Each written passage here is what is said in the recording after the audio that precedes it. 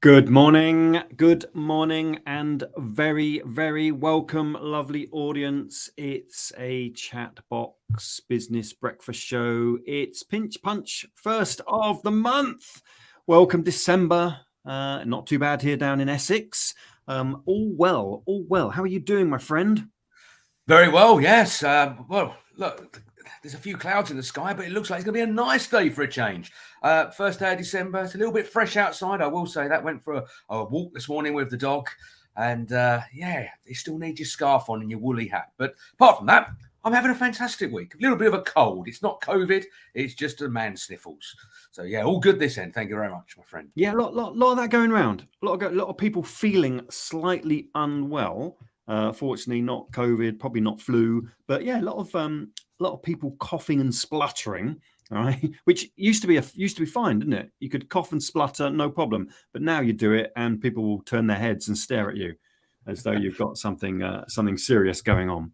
I must admit, I did that myself. I was on the train at the beginning of the week, heading into the city for a meeting, and I was kind of people coughing and spluttering around me, and I'm thinking, "Oh, this isn't good. Where is my mask? I might put it on for my own safety and benefit, but maybe that's where I picked up a few germs being confined inside the cabin of a train." But apart from that, look, it's a great week. As you say, the first of the month, Christmas, dare I say, is approaching very fast. For those that have got out their naughty elves, maybe their fairies or angels as well, I'm sure the children are getting super excited. But it is quite interesting. It's that time of year, and I know this happens all year round, but this time of year, we start to see the fraud and scams increase. The fraudsters don't know why they come out at Christmas. Maybe they come out the same day the elf comes out, and we start to see an increase in, potential fraud and scams that are happening. And it happens or can happen to all of us. There's so many stories out there where people are becoming affected, by maybe clicking the wrong button, responding to an email, opening a link. And we've got some great guests joining us this morning who's going to be telling us a little bit more about how to protect ourselves and how big that problem really is, because I'm sure we all know somebody, might be yourself, that's been affected by fraud or a scam. So if you do have a story you want to share with us, then please, you can use the chat. Our chat channel is open across all platforms. Firstly, we'll give you a shout out. Tell us who you are and what you do. But secondly, if you've got something you want to share, and you can become I say you can be anonymous, but the trouble is when you post something, it does obviously come up with your name. If you don't want us to mention it, we just put there at the beginning anonymous, and we will leave your name out. But bear in mind, it does go into social media platforms. But tell us, what story have you got, something you can share with us? Maybe something we need to be aware of. So yeah, it's going to be a great show. Lots of stuff to cover this morning. Lots of great stuff. Well, I think the big, massive message, that one of the messages that will come out of our conversations with our lovely guests is around consumer awareness, right? The more you know, knowledge is power. We've said this on the show many times. The more stuff you know, the more likely you are to say, actually, that looks a bit iffy, or I'm not sure about that. I'm not going to go anywhere near it. This time of year, we tend, we relax a little bit. Christmas is coming. It's getting exciting. Chances are we let our guard down, and as you said, we all know someone who's clicked on something's happened, and we've been led down the wrong path. And the scammers, those committing crime and fraud out there, smart, really smart.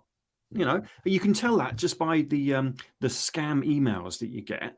Right, in the old days, it used to be very obvious, right, that I have not won £10 million in Nigeria. Right, that used to be kind of it. But now, every single day in your inbox will come something that looks, oh, really? Have I done something on Facebook? Have I done this? Have I done that? It seems more and more difficult to spot. Hence, we need to have these conversations and keep these conversations flowing. I had a quick check on the news, mate. Right, we normally have a quick look at the news. Doom and gloom. So we're not gonna even touch what the media want us to focus on. But I'm interested, ladies and gents, how are things going for you? Right, how's your year been? What have you been up to? What's going on? Just let us know. how things are really for you, rather than what the media wants us to believe is the case. Yeah, no, we'll leave the front pages of the papers alone this week. We will avoid them like the plague, but we will be talking lots more about fraud, scams, protecting yourself in the digital world, but in the real world as well. Because, do you know anyone, Nick? Have you ever been in a compromised position where you've been scammed? Or I'm sure you know somebody if you haven't been in that position. Have you ever been caught out? I'm very aware, for a number of reasons. I did have my my credit card compromised. It seems to be the only kind of links. I stayed in a hotel in Birmingham years ago. The hotel had its database hacked, and my credit card details were part of that. First thing I knew was the credit card company rang me up and said, "Oh, have you withdrawn £8,000 in cash from your credit card?" I said, "Does that sound like me?" So, "Oh, well, no, in that case, have you also transferred another 10 grand out of the credit card?"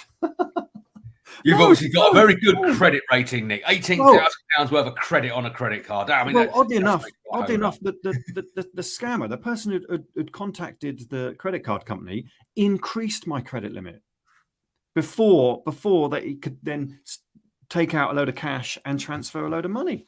They didn't even question that. This is the thing. These criminals, because they are obviously criminals, they're quite broad and audacious. They just do things that kind of, oh yeah, we'll just go out there and increase the credit limit before we draw down the money. And I just think it's very brave of them. But I think there's a reason, and we're going to hear more from our guest this morning. But it's one of those worlds that you can hide behind all sorts of digital media. You could be sitting anywhere in the world and commit these crimes anywhere in the world. With technology, if you know what you're doing with the tech or the dark web and all that type of stuff, it's going to aid you in being able to achieve these goals that they set themselves to, take money off of your credit card. And it wouldn't have been your card that day. It would have probably been another maybe 500, maybe another 1,000 credit cards of innocent people's hard-earned money that they are stealing and taking away. But of course, the fraud doesn't stop just within our personal lives. It bleeds very neatly into the business world as well. Obviously, this is a business breakfast show, but most of our viewers and listeners watching this will possibly be business owners or working within an organization. And it's also how to protect your business and how to protect you within the business as well. So you're not vulnerable to cyber attacks. We're not going to go deep into the technology today. We've done that in the past where we've had experts come in from the IT and digital world, but we are going to talk about how to protect yourself on a day-to-day basis. Things like, phishing scams and the emergency scams. The recent one I've seen is the Football World Cup scam for the lottery and stuff like that. These are happening all around us. I get text messages daily, emails daily, phone calls. I'm sure lots of us had those phone calls from Microsoft, pretending to be Microsoft. Every day we are in a vulnerable situation. And I like to think like you, Nick, I'm quite clued up. I come from a tech background, been in it many, many, many years, hence the grey hair. And I like to think I do know what I'm doing. But I think it's the time when you're busy, you've got your eyes on something else, your fingers doing something different, your brain's in a different place. And it's very easy to click that link or provide that information because you actually think it is real. So we need to be wise. We need to have a part of these conversations is vulnerability, right? Because you say the word vulnerability and say, that's not me, but then there are times in your life that you are vulnerable, right? And being really busy is one of them, right? Going from pillar to post, I'm really, really busy. That's a vulnerable position that you find yourself in, and no surprise if you kind of get distracted or you click on something that you wouldn't normally click on. Vulnerability has lots of shapes, sizes, and colors. Quick comment coming in, I think, to the response of how's your year going? The lovely John Brandler. Hello, John. Brilliant. John. Brilliant year. Fantastic, no doubt. A friend of the show, we'll have him back on the show soon enough. Brilliant conversations to have with John. If you haven't been to one of John's exhibitions, seek them out. Go see what Banksy's been up to, and a host of other street artists too. John could probably tell us about a lot of fraud that happens in the art world. Imagine the Banksys, that supposedly Banks's, but not Banks's. And I imagine there's lots of fraud that happens in the art world where people try to pass off, non-legitimate pieces of art for legitimate pieces of art. John, let us know. I'm sure John's been involved in a scam or two, not being on the side of the scammer, of course, just to make that very clear. But I'm sure he's I can't believe you said that. I'm sure he's seen them unfold in the past, and being able to be one of those experts there to say, well, look, in my professional opinion, that is, fraud. That is, not a masterpiece. That is a replica or a copy or whatever it will be classified as. So, good morning to you, John. Nick, we've got two great guests coming up. Tell us a little bit more about our first guest. Who's going to be joining us? I know. The thing is, mate, we'll talk about this, but we don't know. We don't know enough about the subject matter. So fortunately, we've got two great guests who know what they're talking about, which is brilliant. So our first guest on the show, ladies and gents, absolutely delighted to introduce to you a colleague, a friend, Mr. Adam Carter. Good morning, everyone. How are you all? Very well, very well. Thank you, Adam. Adam from the National Trading Standards Scams team. And what a team it is. We've had Louise Baxter on the show in the past, talking about all the things that the team do. But just refresh our audience, if you wouldn't mind. Who are you and what does the team do? So I am a senior project officer at the National Trading Standards Scams team. Our primary focus is to kind of identify victims of mail fraud, so letter scams, so the people that are receiving clairvoyant, fake lotteries, sweepstakes, be trying to be sold dodgy health supplements, for want of a better word, those kind of things. We try and proactively identify those by working with enforcement agencies, either here or overseas, and we try and get hold of marketing lists and victim information, and then we pass that information down to local authority trading standards officers who have got some teams within their trading standards teams. It's a bit of a postcode lottery because some teams are bigger than others. And then they'll go out and they'll perform some really valuable intervention work with these scam victims in an effort to stop them becoming re-victimized, victims again, however you want to call it. And yeah, they'll go out and they'll do some really great work, and they'll prevent them. They could put interventions in place with that scam victim to stop the criminals contacting them, or they can signpost them further to different agencies for further help as well. So really, really good team. That's kind of the core work of our team. We do a number of other projects as well. So I can talk about Friends Against Scams, or our Call Blocker project, or a multi-agency approach. What I would say is we are a very small team. There's only around 13, 14 of us. Our core funding is not huge, and I say we do a lot of work for the team that we are. I'm very proud of our team. I think they're really fantastic. Small team, big heart, and we've won a couple of tackling economic crime awards as well, which is always good fun. It was during COVID though, so it was all online, and I didn't get to go to an event where they gave you free wine. We were talking about awards last week, and how fabulous it is that the glitzy bit is back. That you can get in a room with a load of other people, network really effectively, and fully enjoy the experience. A small team, Adam, but pack a big punch, and the follow-on effect that are going and seeing a scam victim and making sure that they become less vulnerable. Really, really important, because once you've kind of fallen foul to a scam, right? I imagine you become you're on the vulnerable list. You're they're a soft touch. We'll tackle them again. So I want to talk about that. But when you talk about mail scam, we're distinguishing, aren't we, between I get a load of let's say junk mail, right? Even though I've got a thing on my letterbox saying I don't want any junk mail, it still works its way through the letterbox. So direct marketing compared to outright blooming scam. Yeah, so direct marketing, you're right. If I'll give you a bit of a tip, Nick. If you go on to something called the Mail Preference Service, you can do this online, or you can phone them. I don't know their phone number off the top of my head. You can go onto the Mail Preference Service and you can ask to be removed from marketing lists.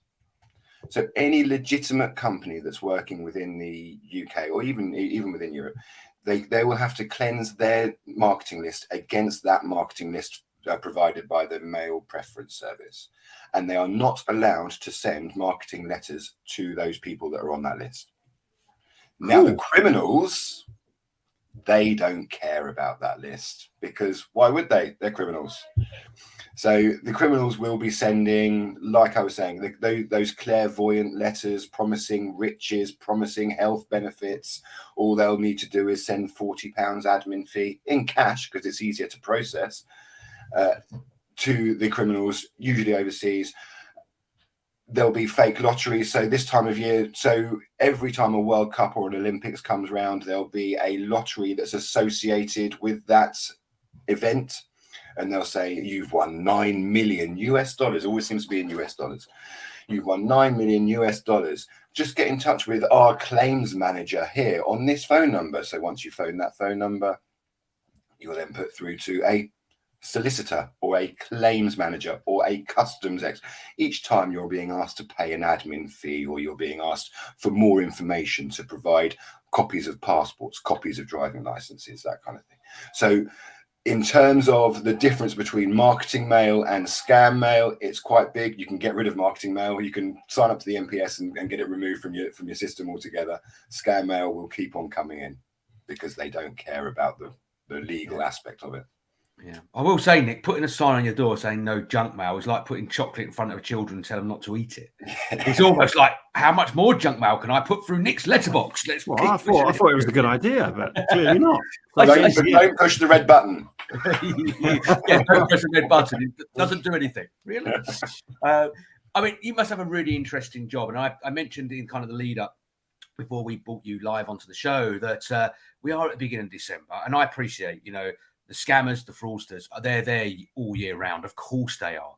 I think someone might better quote me on this. I haven't done the research, but it's something like 80% of crime now is down to fraud and scams and cyber attacks and stuff like that. It's a big proportion.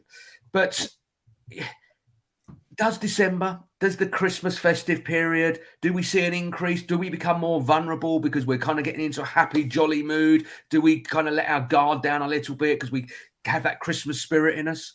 Should we be more careful and aware during this time, maybe a little bit more than we should be the rest of the year? I mean, I suppose we certainly don't see necessarily an increase in the scams that we're receiving in terms of the intelligence that we receive into the team.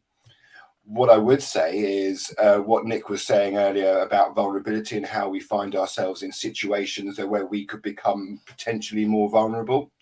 Now, we look at that in so many different ways. It can be something as small as, I need to go to the toilet. I need to click this button very, very quickly because I need to go to the toilet, and you don't make the right decisions, to something as big as divorce, bereavement, everything in between. All these little life situations that happen to us can potentially make us more vulnerable. Now, I suppose you're right. At Christmas, we could be potentially more vulnerable. And there are a number of reasons for that. So there's low finance. We've got less money because we're spending more money on presents and trying to have fun and trying to enjoy ourselves. We're more tired because we're constantly going out and trying to enjoy ourselves. Those kind of things. There are certain different parts of Christmas and New Year that could potentially make us more vulnerable. To come back to your point about the fraud reports, it's actually 40% of all reported crime in the UK is fraud. And that's reported. That's the people that have actually phoned in, picked up, sent in an email, reported it. And we would suggest that only maximum 15% of fraud is reported. So, I mean, it's by far that I think you're twice as likely to be a victim of fraud than you are any other crime type. Wow. It's bonkers that we're not talking about this more in that case. I know. I'm going to get, of course, now I'm going to get loads of junk mail because people are going to think, oh, brilliant, let's send a load of old shite to Nick. But I'm definitely going to get more post in December. Yes. Because in theory, people they may send me a Christmas card or two, so I may open stuff that I normally wouldn't, because something for Christmas, who's this from? oh, it's from Nigeria or somewhere, or wherever else these scams will come from. So I potentially I'm more vulnerable in December because I just get more post through the letterbox. And I know we need to talk about a particular event that starts today. Adam, is this It does correct? indeed. It If does I can indeed. spit the words out, it starts today. So it does start today. It's Scamnesty. So in 2016, we started. We know these stats around fraud. We know that we are probably not going to arrest our way out of the, I want to say mess that we're in, but the mess that the world is in relation to fraud. And therefore, we decided that kind of consumer education is really the most important thing that we can do. If we can get people to say no at the phone, get people to say no at the door, throw away their mail, understand what's being asked of you when you're online, kind of think about the opportunity of the legitimacy of something that's being presented to you. If you could do that and say no to those scams and spot those scams, then that's really going to help protect people. So consumer education was really important part of what was the thinking behind Friends Against Scams. So anyone can go on to friendsagainstscams.org.uk, complete the online training and become a friend. It takes around 15 to 20 minutes and it talks about how to spot a scam, the effects that these crimes can have on people, and where to report them to. So the idea is to empower people to take a stand against scams. Now, as part of that, we have an initiative called Scam Marshals. So people that have been a victim of a scam, of a letter scam or a phone scam, or who are at least being targeted, can sign up and they can be a scam marshal. They receive a certificate, they receive a badge, and we ask them to go out into their communities and talk to people about scams, friends, family, neighbors, raise awareness, increase community resilience, that kind of thing. It's fantastic. They receive a newsletter every month on the current trends that we're seeing, any enforcement news, any team news, but they also receive a free post mailbag. Now that mailbag, they can put all the scam mail they receive, they can stick it in the mailbag, stick it in the post box, it comes into our team investigates it. Our team can see real-time intelligence, what's landing on the doorstep. We have around 2,500 scam marshals. They are fantastic. They are great. As they send mail to us, they start receiving less mail because the criminals won't really target people that aren't responding to them. So every December now, we run a campaign called Scamnesty. It is fantastic. We do a big social media campaign. We go out to all our Friends Against Scams organizations, all our local authorities, and we ask them to promote Scamnesty. And this is the reason why I'm here today. And thank you so much for the opportunity to promote this today. What we do is we open up that free post mailbox to everyone in the UK. And we let anyone who is receiving unwanted mail, scam mail, they can put it in the post box to free post mail marshals, NTSST, I think it is, and we will receive it. We get 10 times more mail during December and January than we do the previous October and November. It is really fantastic. And this is the third year we've done this, sorry. Brilliant. Here's a banner. Look, so for anybody receiving anything that looks like scam mail, you can contact the team, get online, and get it back in the post and send it to the team for exploration. And I'm delighted. Here I am, a year I've been a scam ambassador. Woo! Woo! And it opened my eyes massively, Adam. So I did the Friends Against Scam training online, really straightforward, opened my world, opened my eyes to the signs, anything that I think, that could be a scam. I'm far more educated than I was. I thought I was educated beforehand. No, opened my eyes massively doing the online training. And the online training, I checked this morning. All right, congratulations, by the way, because in June you hit 1 million. We did indeed. Friends Against Scam, who all have done the training. But look at the stats. Another 76, almost 77,000 since June. Look at all the scam champions and the marshals. This is as as lovely Louise has said in the comments. Where's her comment? Oh, is Here it is. Louise on? Is Here she? it is. Loads of work, massive heart. I was about to compliment Louise on the work that she's done for the team for the last 10 years, but as she's my boss and she's now on, I'm not going to do that. There goes your side. He's also mentioned that 40% all reported crimes fraud, according to the latest report from the House of Lords. And you're right, between 5 and 15% of frauds are reported. So scale. Off the scale, absolutely phenomenal. The level of issues out there that we need to address. Yeah, what's quite interesting, we're talking about mail scams. Obviously, do you think the fraudsters, the scammers, are getting wise to this? Though, I mean, look, let's be honest. The Royal Mail are on strike for half of December, so that's not going to make it to my doormat, and they're going to put it all through Nick's because it says post here. But do you look? We're going to be talking more about digital crime very shortly with our next guest as well, but. Are they getting wise to it? Well, obviously they're not. I appreciate that a lot comes through the post, but I get a lot of junk mail, and I'll be honest, I'm going to get one of the mail bags and start sending it to you, but I would just shred it. It will go straight into the bin. If it's got no interest to me, I get rid of it. Do you think that approach is still really strong? And I'm sure it must be, because obviously it's something you're heading up, but are they not going to just stop doing the paper stuff, putting it in the post? That has a cost to it. Appreciate they're making plenty of money. So I would say the people that they're targeting at the moment, the average age on our database is 75. They are targeting people. They are not going to be targeting the people that are probably watching this. They are not going to be targeting people that are streaming things on YouTube. I wasn't even aware that you could do that. And I would say I'm very sorry. But they may well be targeting these people's mothers, grandparents, fathers, that kind of thing. They will.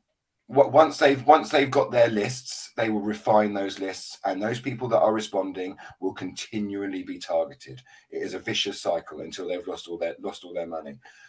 They are urged to keep it secret, so the victims are told by the criminals to keep this contact secret, so we won't even know if they're a great campaign on this is around Think Jessica.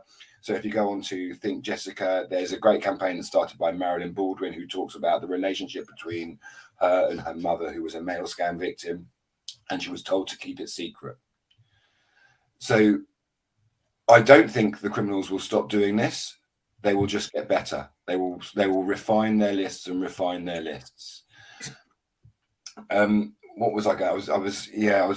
I had a thought, but I can't think of it right now because it's a little bit then like marketing in business. A lot of our audience here, in their businesses will have to market their business, and the mail approach, the direct mail, is one way of targeting your audience. Then they will have the email campaigns, and then they'll have the social media campaigns, and then they'll have the face-to-face and the phone calls, the telemarketing.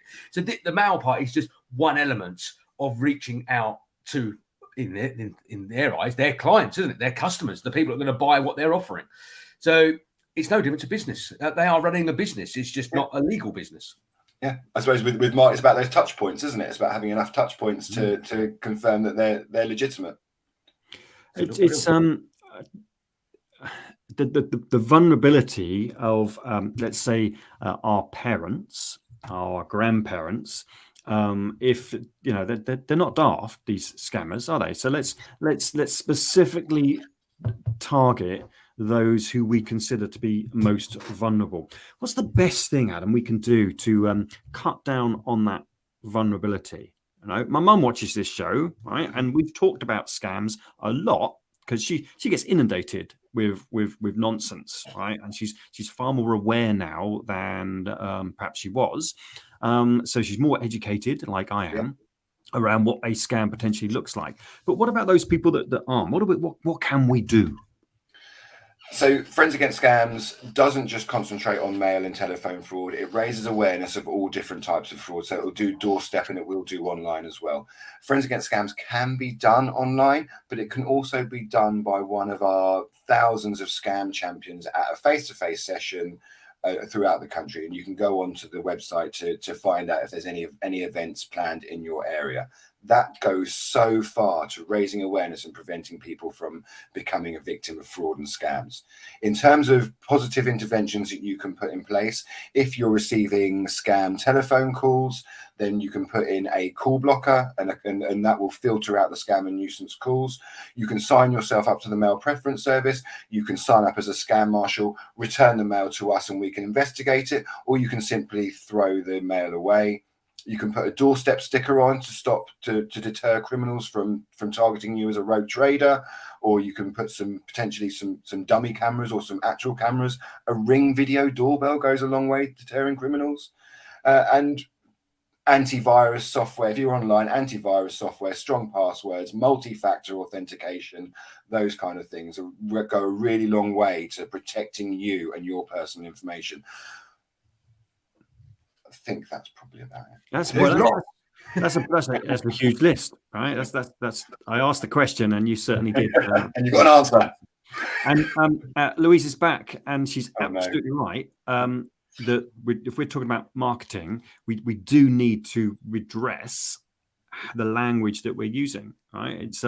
It isn't just smart marketing, isn't it? A/B testing. It's as Louise says, grooming of older people and trafficking their personal information to extort money from them. They're stealing the money out of our grandparents' bank accounts. Where there goes our inheritance, right? Straight down the scammers into the scammers' wallets. Absolutely, yeah. You can look at it from that point of view, and if that encourages people to protect their parents, then great. But not the reason we should be doing it, of course. Not the reason we should be doing it, but if it does, then that's fine. One of the many reasons. One of many reasons. Right? Not our money, just nasty approaches. It's horrendous. And good morning, Nick's mum. You know why he looks after you now. Adam, we're running out of time. Don't say that. She knows I'm only joking. We're getting very close to time, and we always ask our guests that come on the show for a top tip, a top business tip. Now, you've just given us, in the last couple of minutes, about a dozen there. But if there's one tip, and it doesn't have to be related to the scams, but I'm sure it will be round that, what one tip would you like to share with our listeners and viewers today that can also be noted down by Nick to go into our book potentially in the new year, if you're one of our lucky 100? Okay, so I would say reporting is key. Letting those agencies know what the problem is the most important thing, so that they can put the appropriate amount of funding in. So if you receive a suspicious email, forward it to the National Cybersecurity Centre at report@phishing.gov.uk.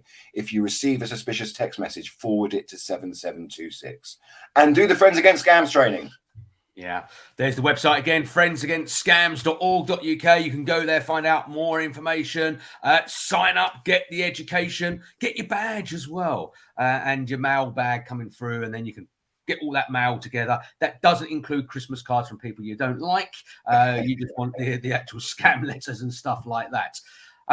Adam, it's been great. I know we're going to get you back on before the end of the show, so don't go anywhere. We're going to pop you backstage, go and enjoy a coffee or maybe something a little bit stronger, like a glass of milk at this time in the morning.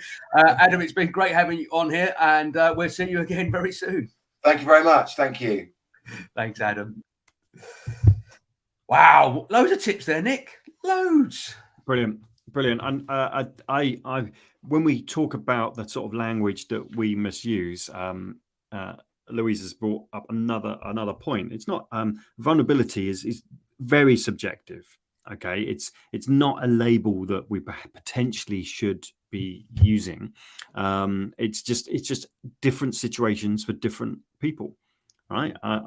My mum, for example, not particularly vulnerable. Right, she's an older lady, but not particularly vulnerable because she's pretty smart. Right. I'm possibly more vulnerable because I'm busy and hectic. So it's not necessarily an age thing. It's just a particular situation. Right, you've had a really busy week, mate. So you're probably more vulnerable than someone who's had a less busy week. Yeah. And the more busy we get, the more stressed we get, the more vulnerable we get. Very situational rather than age related.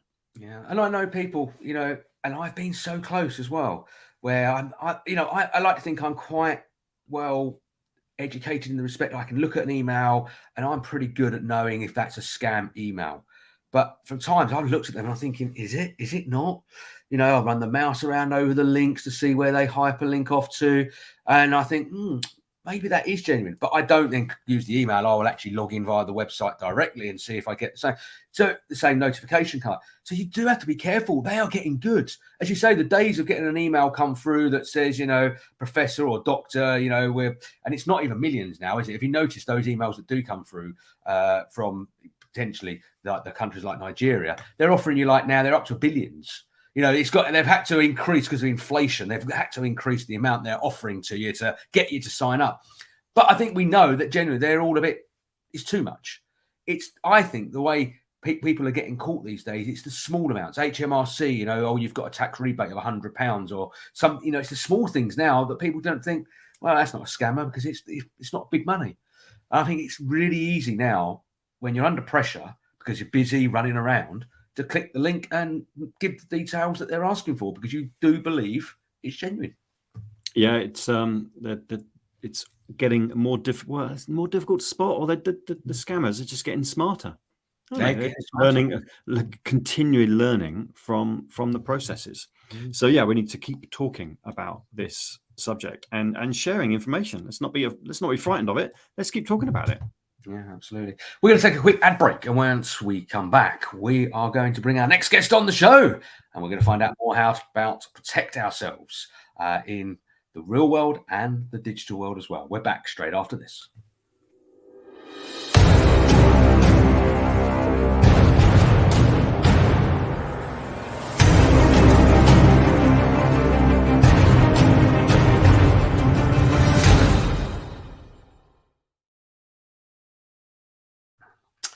Welcome back. If you're just tuning in, it is 8:37. Is that? The time is flying very, very quickly this morning. Myself, David Bell, Mr. Nick Luby, we're here for the Business Breakfast Show. We're talking about fraud and scams this morning. And so far, we've heard from Adam from the Scams Agency, and it's been interesting. We've heard lots of great tips. We've picked up on lots of great things, and Adam's going to be coming back and joining us very, very shortly towards the end of the show as well. But our next guest has been sitting there listening, waiting very patiently. Please give a big warm welcome to Detective Superintendent Mr. Paul Lopez. Good morning, Paul, and welcome to the Breakfast Show. Morning to you both. Morning, David. Morning, Nick. How are you doing? Very well, very well. Let's just start off, Paul.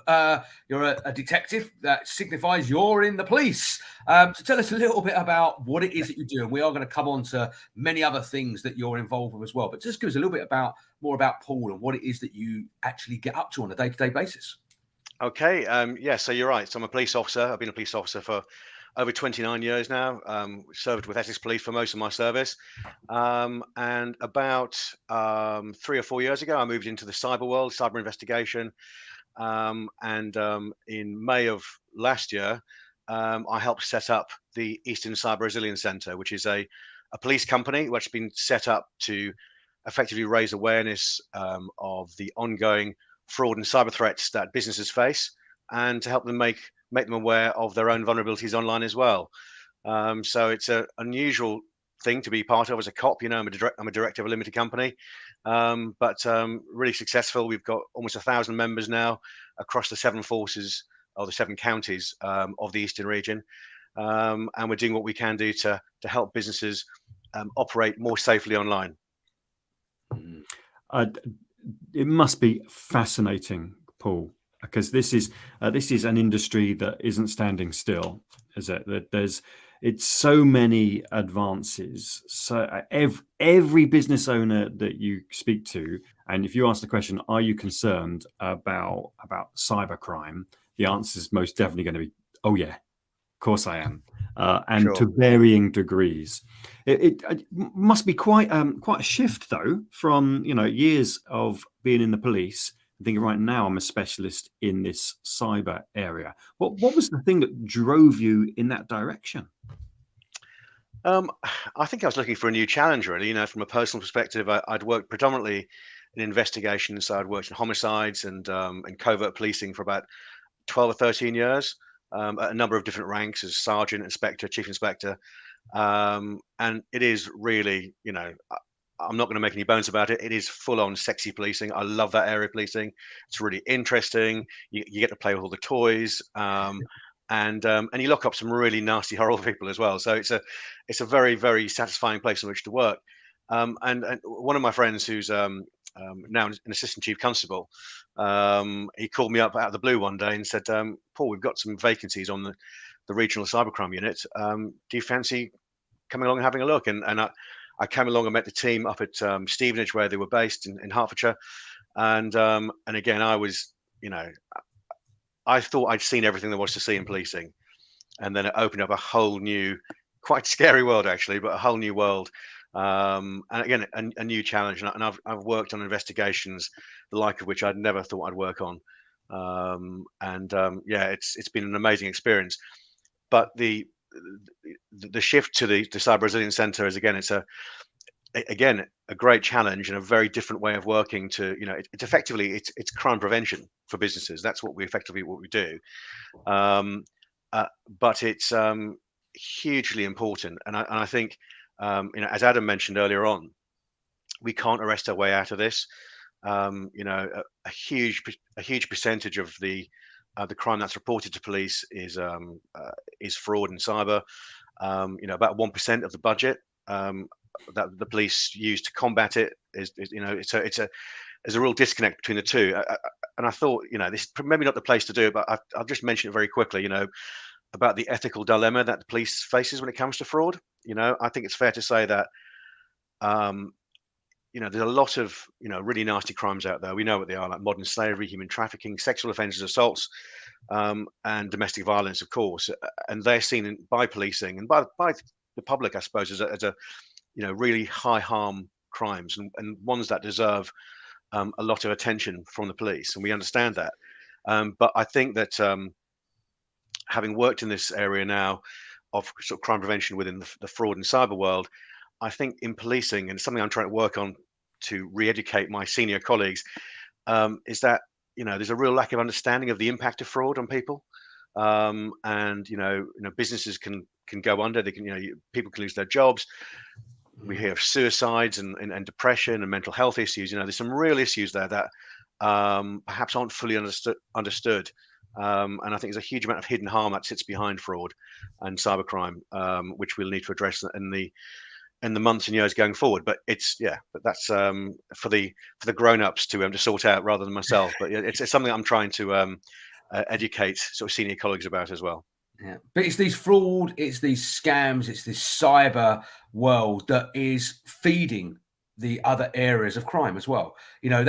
So trafficking and stuff like that. There's money that's raised kind of through cyber scams, and that money will be used in other criminal activities. So it is. Absolutely crime right. Is all linked in quite a lot of times, isn't it? It does all kind of start to link together if you used to look at the big picture. And I'm not going to pretend I know anything, because I don't, but only from what I've learned from experts like yourself, that it is all kind of interlinked if you used to look at the big picture from the helicopter down. You're absolutely right. And I think you look at the, cyber is not, and these frauds we're talking about as well. In many cases, we're not talking about even a national issue. We're talking about a global problem. And we know about some of the issues around North Korea and Iran and China and Russia particularly, and about their involvement in some of these ransomware attacks on companies and some of the other kind of frauds that they pull off as well. I mean, there are some amazing stories out there on the internet, and I'd recommend, if you've got sort of 10, 15 minutes, go and have a look at them, because they are incredible, the lengths that some of these nation states will go to. And it's not just the countries. They will often, in Russia, for example, they effectively turned a blind eye to some of the large organized crime groups who are carrying out ransomware attacks. I mean, most ransomware attacks, we know what ransomware attacks are, right? So basically somebody gets into your network, steals your data or encrypts it, and says you can't have it back until you pay a ransom. And that's the basics of it. Most ransomware attacks are committed by people who speak Russian. You can take that as you want it. So most of it emanates from Russia, and a lot of the criminals who are behind that are doing it at either the behest of the state, or with that they're tolerated, that they're not, the police there don't do anything about it, because they know they're harming the West, who are the enemy of Russia at the moment, and so it's really complicated, and there's some big players involved in this sort of cybercrime. I imagine there's a number of our audience a tad more concerned and worried than they were this time last week when we were talking about business awards. What advice can you give us, Paul? So I run a business, all right? I run a number of businesses. David runs a number of businesses. And you must come across businesses all the time that have fallen foul of one kind of cybercrime or another. Is there a simple mistake that we're making, or is it far more complex than that? Okay, it's probably a mixture of the both. But I'd say the biggest problem or the biggest mistake businesses make, or organizations make, not just businesses, so it's public and private sector, the biggest mistake that they make is not treating cybercrime as a priority. And I get that, you've got Brexit, you've got cost of living crisis, you've got war in Europe, we've had COVID, we've had some massive challenges in the business world over the last few years, and we all understand that. But the government have made it quite clear the reason why we were set up as a centre, as part of a national network, is because the government understands, and economists understand, in fact, that cybercrime is the biggest threat to the economy of this country, both today and tomorrow, and probably for the foreseeable future. So that's probably the biggest mistake that people make, not treating it as a priority. The other thing is, I suppose, there are some really simple things that you can do as an individual and as a business to protect yourself, which don't cost any money, which can be done in a few moments in some cases. And that's kind of what we at the centre, what we do. We signpost a lot of the free services and free tools that have been created by the National Cybersecurity Centre, they're the public face of GCHQ, the spies effectively. And NCSC produce some great tools and provide some great services, but most people don't know about them at all. So if you join the centre as a member, it doesn't cost anything to join. We provide free core membership to all organisations that want to join, and we will signpost, depending what sector you're in, this is what you need to do first, this is what you need to do first. And there's a whole range of things that you can do to protect yourself. We clearly, this is not I can't go through them all now, but one of the most important things is around multi-factor or two-factor authentication, which you're probably all aware of, and about how that works. So setting up multi-factor authentication on your key accounts, especially your email and your social media, is the first thing I tell everybody to do. On WhatsApp, for example, it takes about 15 to 20 seconds to do it. And again, you literally, all you do, you open your WhatsApp up, you click on settings, go to account, and there's a button which says set up two-factor multi-factor authentication. And what that does when you set it up is that it will periodically remind you that you need to put a 6-digit PIN code into it to use your WhatsApp, for example. But what it means is that if you are hacked and if you lose control of your email or whatever it might be, if somebody tries to log on to that WhatsApp from another device or from another IP address, which is how these criminals work, you'll get a notification saying somebody is trying to access your account. Do you agree? And clearly, if you get that and you're not doing it, you need to do something. You'll say no, and that'll probably trigger some other activity to change some passwords and some other stuff as well. So two-factor authentication. And I heard this from the FBI, from Homeland Security, at a meeting I went to about 2 or 3 months ago. They said if everybody used 2FA and multi-factor authentication on all their key accounts, we could probably have we would have a massive impact on cyber criminals and cybercrime. Yeah. I'm really good. Coming from a technical world, I've been using password managers for absolutely years now. All my family are, because I've made them, and I use multi-factor authentication on nearly all my accounts where I can. So I know I'm doing the best I can, and every password I use is unique and minimum 16 characters and a mixture of alphanumeric and special characters. So I'm doing everything I can, but I'm still always thinking, maybe what if, you've still got to be careful. I think both some good news that is coming is that we are going to be abolishing passwords. Everything's going to be authenticated through facial recognition, fingerprint. Apple are releasing theirs. There's other organizations out there now. So you won't have to remember a password going forwards, as long as you've got your device with you, and your uniqueness, i.e. your face or your thumb or your finger, that will become your password. And that password's not stored anywhere, so no one can hack that password and get access to your account. So technology, hopefully, is going to make it tougher. But of course, as we increase technology and make it tougher, the criminals also get smarter as well. So, yeah. you know, you mentioned about toys and gadgets earlier. You know, it reminds me of James Bond. You're working in the James Bond department. You know, what gadget is you're going to get today from Q? But I remember like James Bond films where they would cut people's fingers off to get the fingerprint and stuff like that. Is that where we're going to end up? Because they're going to need your head or you're going to need your hand. So I possibly. The show's taken a very dark turn. That's right.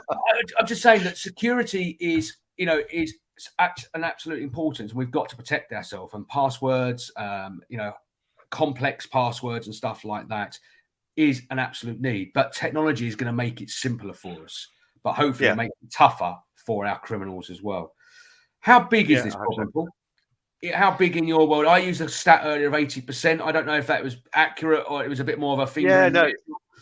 Well, certainly the 80% of crime being fraud or cyber is a stat that is used by the regional fraud coordinator in our region. It is kind of a finger in the air. I mean, we know with regards to sort of pure cybercrime, so we're not talking about fraud here per se, but things like ransomware attacks and phishing and attacks and things like that. DDoS, so denial of service attacks on your website and things like that. With those sorts of cybercrimes, we often, we get figures of between 5 and 10% of those are reported to the police. There are real concerns. Obviously, I can't name the companies. We've worked with a number of companies who've been victims of these sorts of crimes, and they don't want to tell the police about it because they're worried about the reputational damage to their company. So we're looking at 5 and 10% of businesses who are victims of these sorts of pure cyber crimes, which are growing year upon year, report it. So we never really get to know what the actual figures are looking like. I mean, there are some figures that the government put out last year, which said that as many as 61% of small and medium-sized companies reported some kind of cyber attack in 2021. That doesn't necessarily mean a successful cyber attack, but that's more than just a casual phishing email that they might have gone through the network. Something's more substantial than that. So it is significant. It is growing year upon year, and I think the increased use of technology to avoid passwords will certainly help. But we know how criminals work. They'll just find the next thing to kind of break into, and they'll find a way of getting around biometrics in some way, shape, or form. And of course, the other thing as well, which we talk about cyber resilience rather than cyber security, because you can never make yourself 100% secure, because there are vulnerabilities that exist in the software that we all use day to day, and those vulnerabilities exist, and Microsoft or whoever who makes the software, they may not even be aware of them. So if a criminal finds them first, they can exploit those vulnerabilities to get into your network, and nobody knows about them at all. They're called zero-day vulnerabilities. There's been some massive ones in the last few years. So there's always a way that a criminal can get into your network. But what I would say is that there are simple things that people can do to seriously upgrade their own security. Having offline backups, that's really important. Having your data stored offline, making sure you install all your updates, your anti-malware updates. Make sure your managed service providers doing that, or if you're doing it yourself, make sure you do it. And again, don't use the same passwords across multiple accounts. Nick, you mentioned about the fact that you were hacked, or you had your credit cards scammed some time ago. I've been a victim of a hack as well back in 2014, when somebody got hold of my details, which have been published online on the darknet. Something else people don't realize, that in many cases your passwords and your usernames are already there for the world to see if you know where to look. And then they used that password and username to access my Amazon EE account. This is back in 2015. It was only through a bit of good fortune and some good work, to be fair, by Amazon as well, that we managed to stop it from costing us a fortune. So there's always, but there are things you can do to make yourself more secure, and that's what we're here to try and do, and try and help businesses to understand what their vulnerabilities are, and to try and lead them through that process, to strengthen their cyber resilience. It's everything's resonating from, Adam's reporting is key, because it sounds like that not enough people are actually reporting it, and to make this a priority, because as Louisa said in the chat, we can't move as quick as the criminals. It's their job, for goodness sake, and they're heavily resourced, especially if they are funding other, more, let's say, even more substantial, or let's say more kind of human-focused crimes.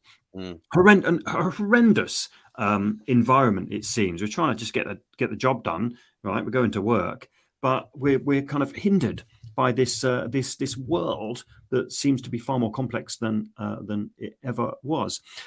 Paul, I'm going to steal David's thunder and ask you for your top tip. It doesn't necessarily need to be cyber related. It could be just a life tip. If you bumped into a younger version of yourself and wanted to pass on one gem, what would that be? Okay. I haven't mentioned this before. I have to be careful how I pronounce this. I think David knows what's coming.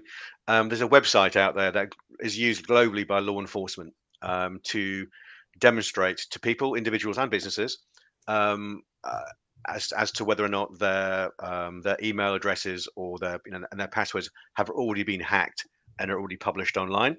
And that website's called haveibeenpwned.com. So it's have I been, all one word, and pwned as well, but pwned.com. Have I been pwned? And basically, if you type your, it was set up some years ago by a member of staff from Microsoft. And like I said, I've used it. We use it all the time to show to people. You put your email address or even your mobile phone number in there, and if it's already subject of a data set from a data breach that's already come out there, you'll get to see, whether or not your data is already out there. Mine is, because I told you about what happened to me. And it's worth having a look, because about 50% of the people that we work with find out that they've already been hacked, or had their data published online. Bit scary, but actually, hopefully, it'll be the motivation to then do something about it. Yeah, I've used that. I also use Experian and Equifax, which do kind of online monitoring as well, part of my credit profiling. But that one's really interesting. Have I been pwned? Because you can go on there, and I've been on there, and like you, some of my data is on there, but it's old data because I know the passwords are not current. They're kind of, so it's been outdated. And I think since then I've managed to tighten my protection and being a little bit smarter. But it's really worth doing and keeping an eye on and having a look. It's a bit like Googling yourself, find out more about yourself, what other people know more than you do. Finally, let's just go back to the Eastern Region Cyber Resilience Centre. How can people find out more? I can help a little bit there. Oh, well done. Thank you. Yeah. So pop along to the website. If you it's open to individuals and businesses, but we're specifically set up to help businesses. So if you want to register as a free member, then go there, and the process takes about 2 or 3 minutes, and you can then basically take advantage of all the tools and resources that we can offer you. We also take you on this journey called Little Steps, which is it kind of breaks down cyber resilience, cybersecurity into bite-sized chunks. It can be quite overwhelming at times, and it's a program which comes by email every week for a number of weeks, and completely free of charge, obviously, and it will take you to the point at which you can then, if you choose to, become certified with something called Cyber Essentials, which is a government-backed certification scheme. Not everybody wants to do that. I wouldn't say everybody needs to do that, but it's certainly something that's worth looking at. One of the benefits of being certified, though you have to pay a certifying body £300 plus VAT to do that, is that you get £25,000 worth of free cyber insurance. Haven't touched on cyber insurance, but it's something which I think most businesses could benefit from having some. Only 10% of businesses have got any cyber insurance at all, which means that when the wheel does come off, you have got someone to call to get you out of the mire and get yourself back on track again quickly and efficiently. So yeah, come along, sign up, doesn't cost anything, and we'll be really glad to see you and to join our growing community in East England. Fantastic. Don't go anywhere, Paul. Firstly, Thank you very much for coming on and joining us. Stay there because we're going to bring Adam back into the studio. He's been sitting there listening. I know you two only got to meet. Let's just rearrange the screen a little bit so we can all squeeze in onto the single screen. I know you two only got introduced earlier in the green room before we went live. But it's great because both of you have shared different sides of the story, how to protect ourselves, how to be, more aware and looking for potential scams or fraud that can happen, how to protect ourselves online. So hopefully the people that have been watching this show from all different backgrounds and walks of life, running businesses, maybe just, joining us on our Facebook or YouTube feed this morning, maybe they've now thought, I'm going to go and check my passwords. I'm going to start looking at the post a bit more carefully. So firstly, thank you to you both being on here this morning, and hopefully you'll both be a really good connection to each other. I'm sure you'll be following up and seeing how you can support the great work both teams are doing as well. Yeah, excellent. It's massively resonating, and we just need to keep talking about it. Reduce the shame of it. If it's happened to you, then definitely report it. Keep talking about it. Knowledge is power. Time, as always, against us. It's running very, very low. It's almost run out. Dave, we still got Chatbox Champion of the Week to announce. We have, yes, Chatbox Champion of the Week. If you're new to this, we launched this about 5 or 6 weeks ago now, and each week we are choosing a winner to be our Chatbox Champion of the Week. Maybe for the individual or the team that have done something significant, gone the extra mile, pulled the rabbit from the hat, or waved that magic wand. So here is this week's Chatbox Champion of the Week.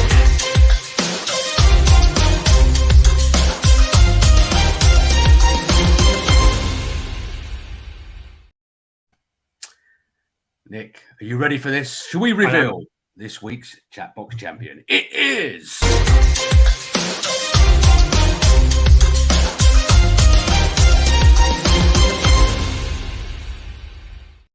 It's the lovely people at the National Trading Standards Scams team, and every single person that's gone online and done the Friends Against Scams training. You are more educated. You are fabulous. You're spreading the word. The team deserves massive thanks, and everybody who's benefited from the team as well. Adam, would you mind accepting this award on our behalf?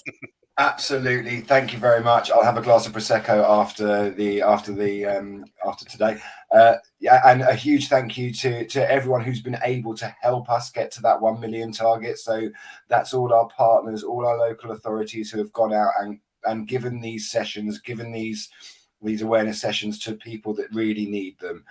We've got some really good partners that have done a lot of help in terms of like NatWest, Barclays, Neighbourhood Watch, those kind of partners that have really helped to push our information out there. So thank you very much, Nick and David. Thank you.